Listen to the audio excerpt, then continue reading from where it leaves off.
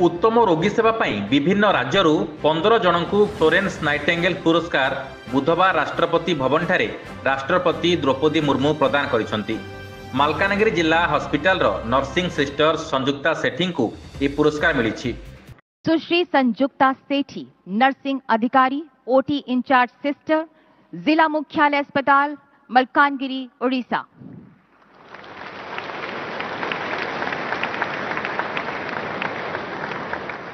आप एसबीए तथा दक्ष कार्यक्रमों के लिए एक जिला प्रशिक्षक भी हैं और मेंटोर भी।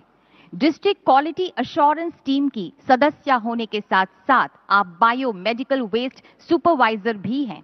बड़े पैमाने पर दुर्घटना के शिकार लोगों की जान बचाने के आपके अनुकरणीय कौशल बहुत ही सराहनीय रहे।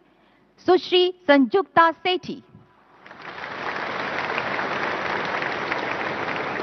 श्रीमती सेठी मालकानगिरी जिला चिकित्सालय दीर्घ वर्ष हेब नर्सिंग ऑफिसर भाव कार्य करी उत्तम रोगी सेवा जोगु लोकप्रिय हेबा सह बेस सुनाम अर्जन करिसंती। मालकानगिरी आब्राहम कुमार सेनापति रिपोर्ट न्यूज अलर्ट 24x7।